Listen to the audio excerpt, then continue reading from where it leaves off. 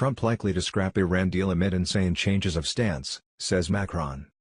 French President's frank comments come after Congress address in which he stood up for policies his U.S. counterpart has sought to destroy. Emmanuel Macron conceded he had probably failed in his attempt during a three-day trip to Washington to persuade Donald Trump to stay in the Iran nuclear deal, describing U.S. flip-flopping on international agreements as insane. The French president had hoped to convince Trump to continue to waive sanctions on Iran, as agreed by the 2015 nuclear deal, in which Iran agreed to accept strict curbs on its nuclear activities. Macron offered Trump the prospect of negotiations on a new complementary deal that would address Iranian missile development and Tehran's military intervention in the Middle East.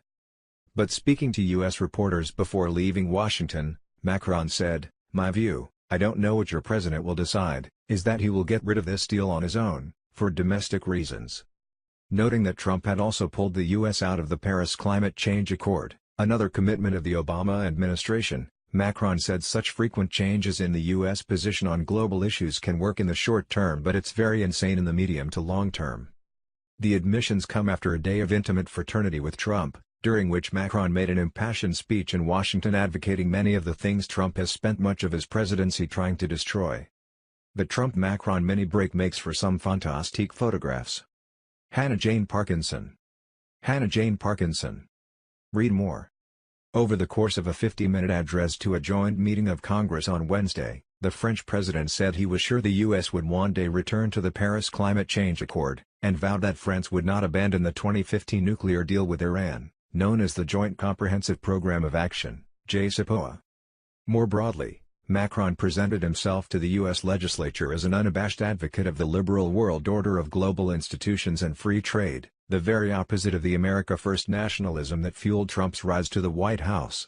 The speech, delivered in English, was interrupted by frequent standing ovations, many from both sides of the aisle.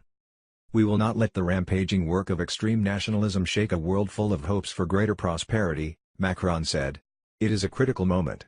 If we do not act with urgency as a global community, I am convinced that the international institutions, including the United Nations and NATO, will no longer be able to exercise a mandate and stabilizing influence." Personally, if you ask me, I do not share the fascination for new strong powers, the abandonment of freedom and the illusion of nationalism, Macron said, in remarks that could easily be seen as a rebuke for Trump's enthusiasm for some of the world's most autocratic strongman rulers.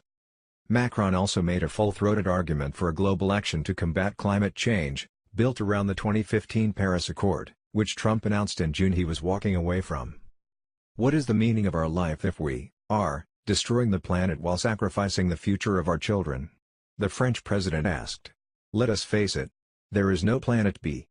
He said the rift over the Paris Accord was but a short-term disagreement.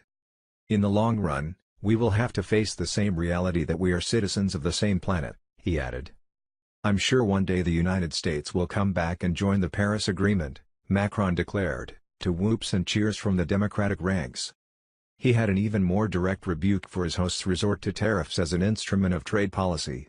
Macron said that the right way to correct trade imbalances and overcapacity was to negotiate through the World Trade Organization. "We wrote these rules. We should follow them," the visiting president said.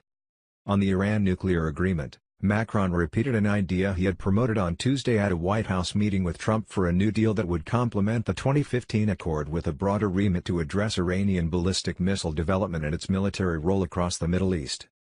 Iran, Macron said, would never possess any nuclear weapons, but he added, "This policy should never lead us to war in the Middle East."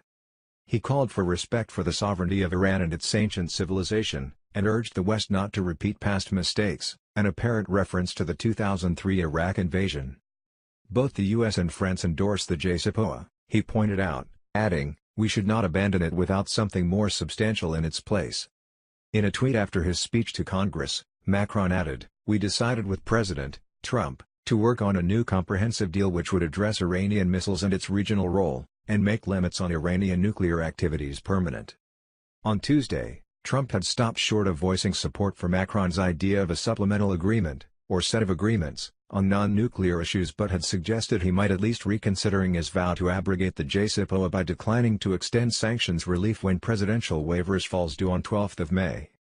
With their president in an apparent state of flux, U.S. officials gave mixed messages on the U.S. position on the JCPOA on Wednesday. The head of the State Department Planning Office, Brian Hook, disparaged the nuclear agreement. It has no signatures. It has no legal status. It is a political commitment by an administration that is no longer in office, Hook told National Public Radio, although the JCPOA is enshrined in a UN Security Council resolution.